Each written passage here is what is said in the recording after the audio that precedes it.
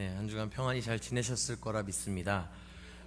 우리 혼자 앉으신 분 있으시죠? 네, 그러지 말고 우리 두세 사람씩 우리 꼭 짝을 지어서 좀 앉아봤으면 좋겠습니다. 이 시간에 함께 우리 옆에 있는 귀한 지체들을 함께 우리 축복하는 시간을 갖도록 하겠습니다. 우리 아까 불렀던 우리 축복송 우리 같이 부르면서 우리 앞에, 옆에, 뒤에 있는 사람들과 함께 우리 서로 축복하는 시간을 갖도록 하겠습니다. 우리 함께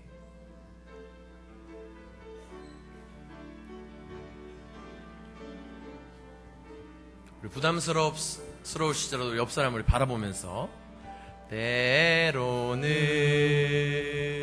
너의 앞에 어려움과 아픔이 있지만 담대하게 주를 바라보는 너의 영혼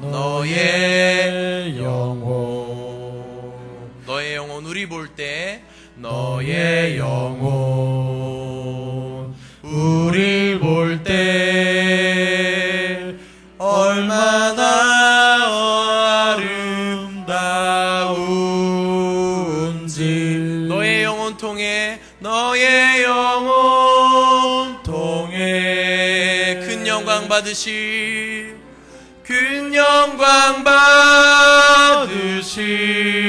하나님을 찬양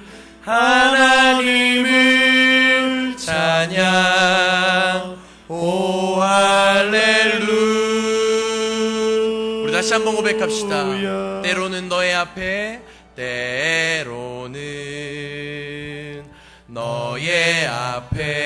어려움과 아픔이 있지만 담대하게 저 바라보지 마시고요. 우리 옆 사람 바라보세요. 오는 너의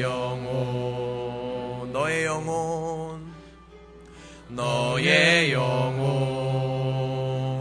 우리 볼 때 얼마나 아름다운지 너의 영혼 통해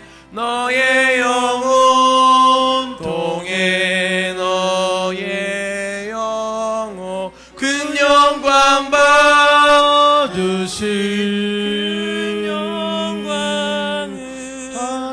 하나님을 찬양 오 할렐루야.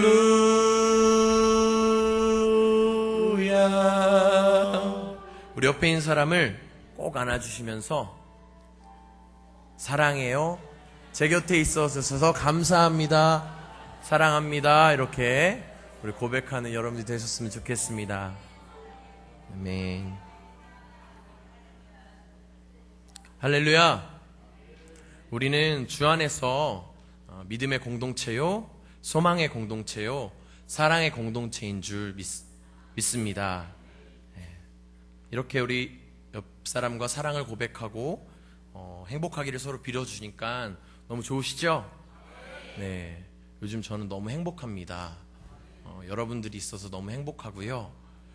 요즘 여름 사역을 지내면서 제가 느끼는 거는 하나님이 모든 걸 하셨고, 또한 여러분들이 있기에 그 여름 교육 사역이 무난히 은혜 가운데 진행된 줄 믿습니다. 그래서 저는 여러분들 통해서 너무 행복하고요. 그 다음에 특별히 조금 더 행복하다면 우리 아동부 선생님들 때문에 조금 더 행복합니다. 그들이 있어서 요즘 너무 행복하다는 걸 느껴요. 그래서 하나님이 저에게 이렇게 말씀하시는 것 같아요. 너는 나의 복덩어리야. 이렇게 살쪄서 복덩어리가 아니고요. 옆에 있는 우리 선생님들 통해서 너무나 은혜 받고 또한 감사함을 누리고 기쁨을 누립니다. 여러분들 날마다 우리 옆에 있는 사람을 통해서 그렇게 기쁨과 감사와 평안을 누리시는 여러분이 되었으면 좋겠습니다. 아멘.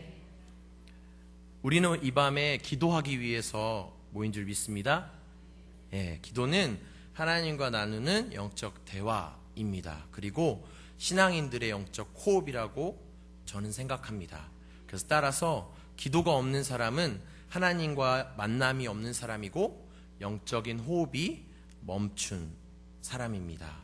이 밤에 하나님을 찾아오신 여러분들은 하나님과 만남을 갖는 영적으로 살아있는 성도님인 줄 전 믿습니다. 네, 여러분들 그렇게 되시고 또한 이 시간에 뜨겁게 우리가 함께 말씀 보고 은혜 나누고 기도하시는 시간이 되었으면 좋겠습니다.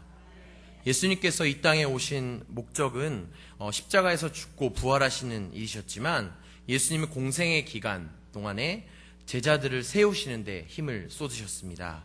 예수님이 승천하신 후에 그 십자가 복음을 제자들에게 온 세상에 전파하여 하나님의 구원 사역을 온전히 이루는데 제자들에게 그 사역을 맡기기 위함입니다. 예수님은 이 일을 위해서 제자들을 세우기 시작하셨습니다. 제자들은 예수님의 부름을 받고 그들은 자기가 갖고 있던 배와 그물, 심지어는 가족들까지 버려두고 예수님을 쫓았습니다. 그렇게 3년을 예수님을 따라다녔습니다. 예수님의 말씀을 듣고 기적을 경험하고 예수님의 파송을 받아 전도하러 그들은 다녔습니다.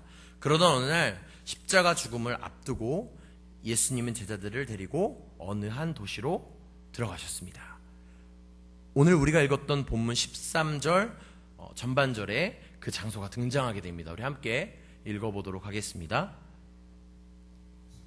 네, 함께 읽어보도록 하겠습니다. 예수께서 빌립보 가이사랴 지방에 이르러. 그렇습니다.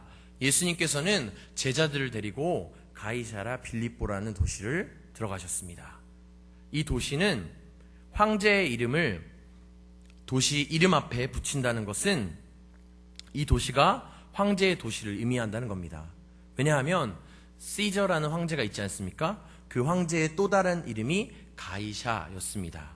황제의 도시라고 불릴 수 있도록 이 도시는 황제의 힘과 권력을 나타내는 건축물들로 가득 차 있었습니다. 당시 로마는 건축술과 인쇄술을 최고로 자랑하고 있었습니다. 뛰어난 로마의 건축술을 총동원하여 만들어진 도시가 바로 우리가 봤던 가이사랴 빌립보였습니다. 대한민국으로 말하자면 어디 있을까요? 강남? 네, 그렇죠. 빌딩도 많고 이렇게 화려한 그런 도시지 않습니까? 대한민국에서는 정말 죄송한 표현이지만 이렇게 최고로 잘 사는 그런 분들이 계시는 그런 곳이지 않습니까? 그래서 우리나라의 강남처럼 이 가이사랴 빌립보도 호화로운 도시였어요. 그래서 건축물과 모든 그런 조형물들이 황제를 숭배하기 위한 그런 최고의 도시였습니다. 황제의 위엄을 드러내는 황제에 대한 경외감을 느끼도록 만들어진 도시가 바로 가이사랴 빌립보입니다. 그 가이사랴 빌립보에 예수님과 12제자들이 들어가게 되었던 것입니다. 예수님은 나사렛이라는 작은 시골 마을 출신이었고 대부분의 제자들도 갈릴리 어부 출신이었습니다. 가난한 시골 마을 출신의 예수님과 제자들의 그 행색, 그 모습은 초라하기가 그지없습니다. 죄송합니다. 한마디로 표현하면 12명의 거지가 강남 한복판을 돌아다닌다고 생각하면 여러분 쉽게 이해가 되시겠죠? 네, 그렇게 됩니다. 그런 제자들이 황제의 도시 한복판에서 느꼈을 문화적 충격과 압도감은 무어라 설명하기 어려운 것이었을 것입니다. 제자들은 황제의 힘과 권력을 상징하는 웅장한 건축물과 화려한 사람들 사이에서 위축감을 느꼈을지도 모릅니다. 또한 자신들의 모습이 더욱 초라하고 보잘것없다고 느꼈을지도 모릅니다. 아니, 아마도 그렇게 생각했을 것입니다. 그리고 또다시 생각했겠지요. 내가 예수를 따르기 위해 그물과 배와 가죽을 버려두고 쫓았는데 예수는 나에게 무엇을 해주었는가? 예수를 따른 결과가 이것뿐인가? 예수를 따르는데 왜 세상적인 풍요로움은 따라오지 않는 것일까?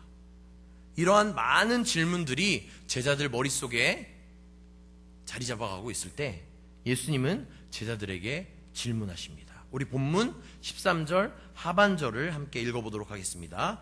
시작. 이르시되 사람들이 인자를 누구랴 하느냐? 또 이렇게 예수님께서는 제자들에게 물으셨습니다. 그런데 제자들은 오늘 본문 14절에 제자들의 답이 숨어져 있습니다. 우리 함께 14절을 읽어보도록 할까요? 자, 시작.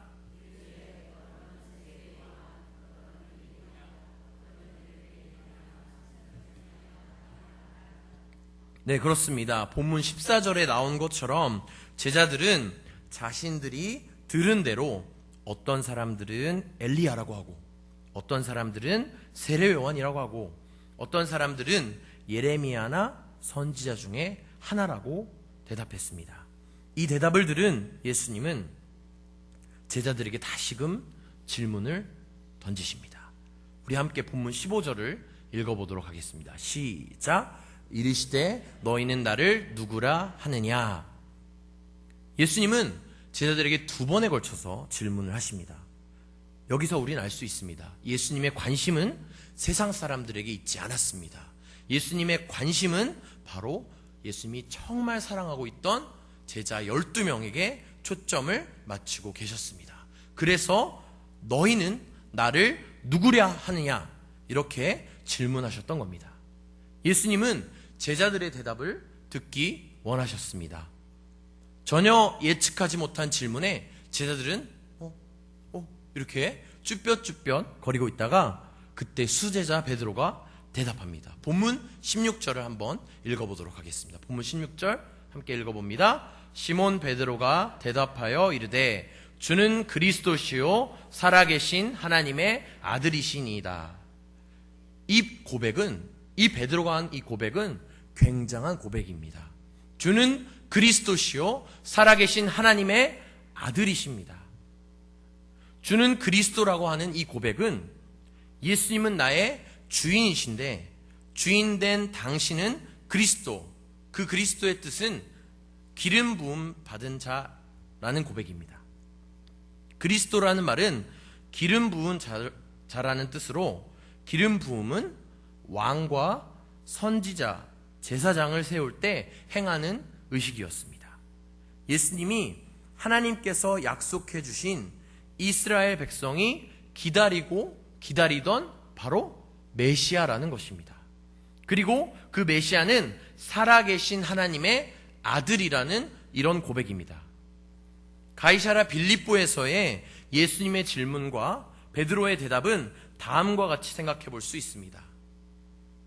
너희들이 모든 것을 포기하고 나를 쫓았지만 세상이 자랑하는 것들로 체험받지 못하고 오히려 초라해 보이고 세상도 알아주지 않고 힘들고 어려울지라도 나를 계속 쫓을 수 있겠느냐? 제자들에게 예수님은 이런 질문을 한 겁니다. 너희는 나를 누구랴 하느냐? 이 속에 포함되어 있는 질문입니다. 이 질문에 베드로는 당당히 고백합니다.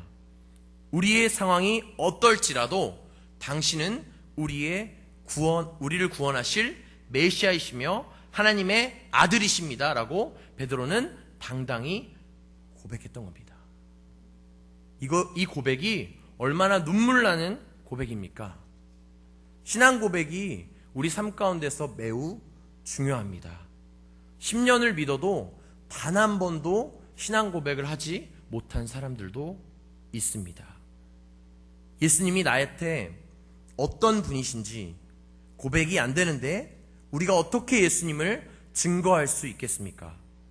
물론 경험도 있고 머릿속으로 예수님에 대한 어떤 생각이 있을 겁니다.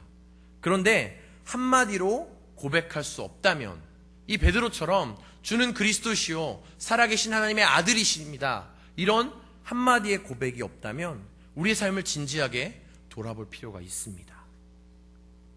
신앙 고백이라고 하는 것은 우리의 삶 속에서 나타납니다. 삶 속에서 얼마만큼의 예수에 대한 경험이 있어야 우리가 이 베드로처럼 우리의 고백을 할 수 있습니다. 이 고백은 일반적인 우리가 고백하는 신앙 고백이 아닙니다.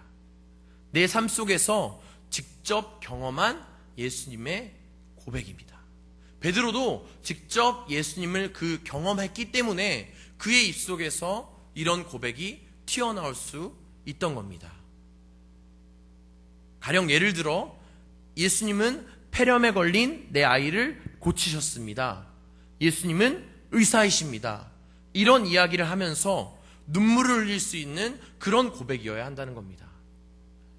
예수를 외치는 사람은 예수가 내 삶의 모든 것이라는 그런 경험을 한 사람이 바로 예수를 당당하게 외칠 수 있고 이 세상에서 예수를 선포할 수 있는 겁니다.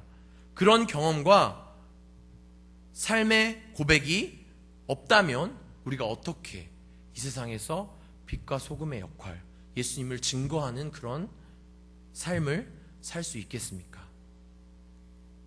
삶의 막다른 골목에 이르렀을 때 가장 깊은 고백이 나올 수 있습니다. 예를 들면 큰 병을 내가 경험하거나 아니면 가족 중에 위급한 사람이 있거나 이렇게 우리가 삶의 막다른 골목에 와 있을 때 우리는 가장 깊은, 우리 안에 가장 깊은 신앙의 고백이 나올 수 있습니다. 내 삶의 가장 막다른 곳에서 나오는 그 고백이 바로 가장 위대한 고백입니다. 삶의 막다른 골목에서 실망하고 좌절하고 힘들어하고 실패하는 것이 아니라 그때 예수님을 향한 믿음의 고백이 가장 우리의 위대한 신앙 고백이 될 수 있습니다. 마태복음 16장 우리가 읽었던 이 본문이 바로 그런 얘기입니다. 예수님께서 굳이 황제의 도시인 가이사랴 빌립보에서 제자들에게 그런 질문을 왜 했을까요? 예수님께서는 황제의 도시 가이사랴 빌립보에서 하신 질문은 이러한 의미를 가질 수 있습니다.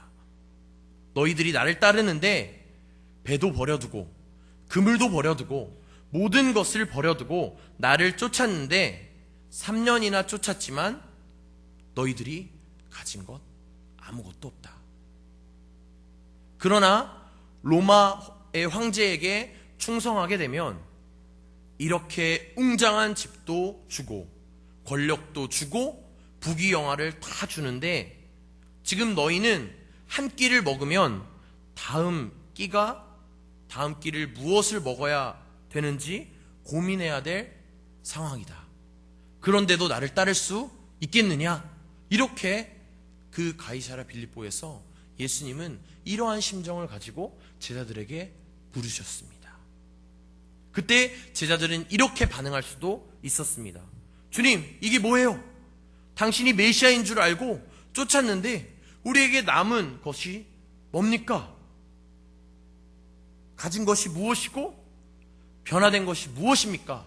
제자들은 이렇게 하소연하고 한탄할 수 있었습니다. 하지만 베드로는 오늘 본문에서 무엇이라고 고백합니까? 주는 그리스도시요 살아계신 하나님의 아들이라고 고백합니다. 우리가 경험을 통해서 이런 신앙 고백을 할 수 있기도 하지만 오늘 17절 본문에 보면 이렇게 얘기하고 있습니다. 내가 복이 있도다. 이를 내가 알게 하니는 혈육이 아니요 하늘에 계신 내 아버지시니라. 베드로의 경험도 중요했지만 그것보다 가장 중요한 것은 바로 하나님께서 이 베드로에게 그 마음을 주셨다는 겁니다. 우리도 그런 마음을 받아야지 우리 삶 가운데서 예수님을 통해 하나님을 통해 그런 마음을 받아야지 우리 삶 속에서 그런 신앙 고백이 튀어나오는 겁니다. 주는 그리스도시요 살아계신 하나님의 아들이십니다. 라는 이런 우리 기초적인 신앙 고백이 나오는 것입니다. 제가 27년을 살았는데요. 네, 얼마 안 살았죠, 그죠? 여러분들에 비해서는 요만큼 산 겁니다. 요만큼 산 거지만 제 삶 가운데 제 나이 때에 비해 고난이 한번 찾아왔어요. 고난이라면 참 웃기지만 여러분들에 비해서는 정말 이만큼의 고난이지만 그 제 나이에 비해서는 그런 고난이 찾아왔어요. 우리 학생부 친구들도 있는데 우리 학생부 친구들만 할 때의 일입니다. 제가 고3 때 이제 원서를 이렇게 수능을 보고 원서를 썼습니다. 4개의 학교를 지망을 했는데요. 약간 부끄러운 얘기지만 다 떨어졌어요. 예. 제가 한 학교라도 붙을 거라고 생각하고 썼긴 썼는데 마지막 학교가 안 되더라고요. 그래서 이 합격 이제 발표를 다 마치고 끝나고 제가 내 학교를 다 떨어진 걸 알지 않습니까? 그러면 제 심정이 어땠습니까, 여러분? 여러분이 느끼시기 어떻겠어요, 제 심정이? 낙심하고 좌절하고 그랬겠죠, 그죠? 근데 저의 심정은 그보다 더 심했습니다. 난 이거밖에 안 되나? 내가 왜 여태까지 고등학교 3년, 중학교 3년, 초등학교 6년 12년 동안 내가 공부를 헛했구나. 저 안에 회의감이 들기 시작하는 겁니다. 그래서 이런 생각 가지면 안 되지만 죽어야겠다 라는 마음을 가졌습니다. 요즘 우리 친구들이 막 공부해서 이렇게 좌절하고 이런 안타까운 현실이 있지 않습니까? 그 심정 저는 이만큼은 알 것 같습니다. 그런 마음이 들기 시작하는 거예요. 제 자신에 대해서 실망감이 드는 거예요. 실망감. 그러니까 사회에서 나를 받아주지 않는 그런 실망감, 그것도 있겠지만 제 안에 제 자신에 대한 실망감이 있는 겁니다. 그래서 제가 해서는 안 될 그런 마음을 가졌어요. 그런 마음을 가지고 제가 그 마음을 가지고 계속 있었다면 여러분들과 만남이 없었겠죠, 그죠? 하지만 하나님께서 저의 가운데 제가 신앙생활을 고등학교 2학년 때부터 했어요. 그런데 고3 때 그런 일이 있었잖아요. 근데 놀랍게도 하나님께서 그 어려운 상황 가운데 찾아와 주셨어요. 저를 만나 주시고 그래서 제가 생전 처음으로 새벽 기도회를 나갔습니다. 네, 제가 사역자가 되겠다고 다짐을 하고 신대원에 와서부터 새벽 예배는 열심히 나갔어요. 하지만 그 전에는 그렇게 열심히 안 나갔습니다. 고3만큼 열심히 나간 적이 없었어요. 그때 당시만큼 제가 하나님 앞에 붙들고 매달리고 땡깡 부리고 속된 말로 그쵸? 막 발버둥을 치고 그렇게 했습니다. 그럴 때 하나님께서 제 가운데 이런 마음을 주시는 겁니다. 너 왜 걱정하느냐? 뭐 두려워할 일이 뭐가 있느냐? 나는 너의 구원자다. 그리스도다. 라고 이렇게 하나님께서 제 가운데 찾아와 주시는 거예요. 그러니까 합격 통지를 받았음에도 불구하고 제가 대학교에 입학하기 전까지 새벽 기도회를 주구장창 나갔어요. 그 새벽 기도의 맛을 알았기 때문에. 그 어린 나이에 새벽 기도회를 계속적으로 나가면서 하나님과의 그 깊이 있는 교제를 했습니다. 너무 감사한 거예요. 그리고 제 마음 가운데 그런 고백이 나올 수 있었던 것은 오늘 17절 본문에 나온 것처럼 하나님 아버지께서 제 가운데 주신 겁니다. 제가 머리로 생각한 것은 절대 아닙니다. 하나님 아버지께서 저에게 그런 마음을 주셨기 때문에 제 부족한 입술로 그런 고백을 할 수 있었던 것입니다. 가장 밑바닥인 상황 속에서, 가장 힘든 상황 속에서, 가장 어려운 상황 속에서 우리가 할 수 있는 것은 예수님에 대한 그런 고백입니다. 그리고 그 예수님에 대한 인정입니다. 힘든 일을 당할 때 그 순간 예수님께 우리가 원망하고 불평하고 할 수 있지만 오히려 그 순간이 예수님에 대한 그런 고백들이 나오게 되는 겁니다. 이 고백은 자신의 마음으로 받는 것이 아닌 하나님께서 우리에게 주시는 겁니다. 우리는 입술만 열기만 하면 돼요. 하나님께서 그런 고백을 우리 삶 가운데 분명히 주실 줄 믿습니다. 이 고백은 신앙의 정점에 와 있을 때 바로 가능한 것입니다.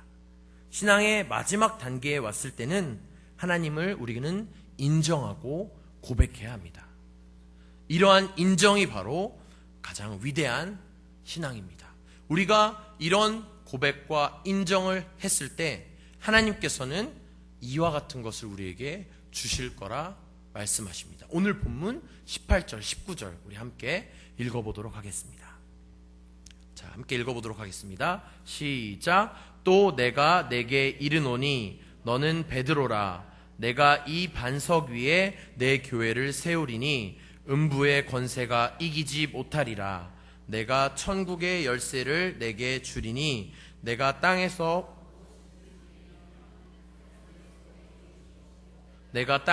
무엇이든지 풀면 하늘에서도 풀리라 하시고. 아멘. 하나님께서는 분명히 예수님께서는 우리에게 말씀하십니다. 우리가 베드로의 신앙 고백처럼 이런 고백을 하게 되면 그 고백 위에 교회를 세우겠다라는 겁니다. 우리의 마음 가운데 이런 신앙 고백이 있을 때 그 위에 교회를 세우는 것입니다. 교회는 단순히 건물이 아닙니다. 우리 자신이 바로 교회입니다. 우리가 한국교회 이렇게 얘기하지 않습니까? 우리 한국교회는 이런 건물, 대형 건물이 아니고 여러분 한 사람 한 사람이 바로 한국교회입니다. 여러분 한 사람 한 사람이 바로 서고 하나님 앞에서 정말 이러한 신앙 고백을 통해 바로 설 때에 한국교회가 변화되고 다시 살아날 줄 믿습니다. 그리고 또한 이렇게 얘기합니다. 천국 열쇠를 내게 준다고요. 우리가 이런 고백을 할 때 바로 천국 문이 열리는 그런 열쇠를 우리에게 하나님께서 주시는 겁니다. 이 신앙 고백 위에 예수님께서는 교회를 세우시고 바로 천국 열쇠를 우리에게 주셨다고 합니다. 이 신앙 고백은 축복을 누리는 그런 상황 속에서 이루어지는 그런 고백이 절대 아닙니다. 절대절명의 위기 속에서 나온 그런 고백입니다. 세상에 물질이 없더라도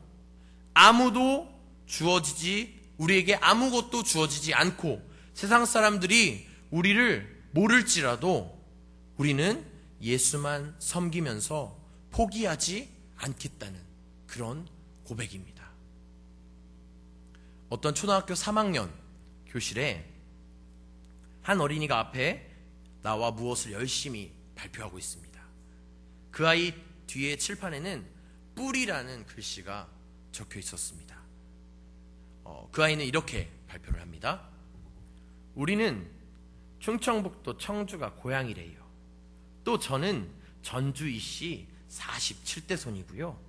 그리고 우리 증조 할아버지는 조선시대 때 예조판서를 지내셨던 분이셨대요. 저희 할아버지는 지금도 청주에서 교장 선생님을 하고 계십니다. 그리고 우리 아버지는 큰 무역회사 과장님이세요. 나는 훌륭한 우리 집안이 자랑스럽습니다. 이 아이가 이렇게 고백을 하는 겁니다. 지난밤 아버지에게서 들은 집안의 자랑스러운 발표를 끝낸 이 아이는 어깨가 으쓱으쓱 하면서 발표를 끝내고 내려옵니다. 그리고 계속해서 다른 어린이들이 계속해서 발표를 하게 됩니다. 차례차례 나와 조상들에 대한 이야기를 하나하나씩 가족에 대한 이야기를 준비해온 내용들을 차례차례 발표하게 됩니다. 한 어린이가 발표를 막 끝내고 나서 들어가고 있는데 이어 나오는 한 어린이를 본 순간 담임선생님은 매우 당황을 했습니다. 지금 조용히 걸어 나오고 있는 이 어린이는 고아원에 사는 부모가 없는 아이였습니다. 선생님은 이 아이 마음에 커다란 상처를 주고 말았다는 자책감에 어찌할 바 몰랐습니다. 그러나 그 아이는 선생님의 당황스러워하는 모습과 대조적으로 아무렇지 않게 걸어 나왔습니다. 그리고 조금도 주저함 없이 단상 앞에 당당히 섰습니다. 그리고 다음 순간 그 아이는 놀랍게도 이렇게 얘기를 시작해 나가는 것이었습니다.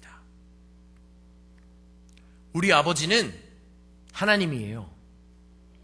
우리 아버지는 많은 자녀를 가지고 계시답니다. 그래서 나에게도 아주 많은 형제들이 있어요. 그리고 우리 아버지는 이 세상의 주인이세요. 그리고 사랑이 아주 많으시답니다. 똑똑하고 자랑스럽게 발표해 나가는 그 아이를 보는 선생님의 두 눈에는 어느새 감격에 눈물이 흘러내리고 있었습니다. 말씀을 정리하려고 합니다. 사랑하는 성도 여러분, 여러분의 삶이 힘들고 어려운 상황이십니까? 혹시 가장 밑바닥인 상황이십니까? 그럴 때일수록 우리는 그런 상황이 매우 원망스럽기 때문에 결국 불평하지 않았습니까? 우리는 이럴 때일수록 우리의 마음에, 입술에 이런 고백이 나왔으면 좋겠습니다. 주는 그리스도시요 살아계신 하나님의 아들이십니다. 주는 그리스도시요 살아계신 하나님의 아들이십니다. 라는 이런 고백이 여러분 삶 가운데 날마다 넘쳐났으면 좋겠습니다. 이 신앙 고백 위에 여러분 삶이 날마다 평안을 누리시는 그런 삶이 되었으면 좋겠습니다. 우리 함께 찬양하고 기도하는 시간을 갖도록 하겠습니다.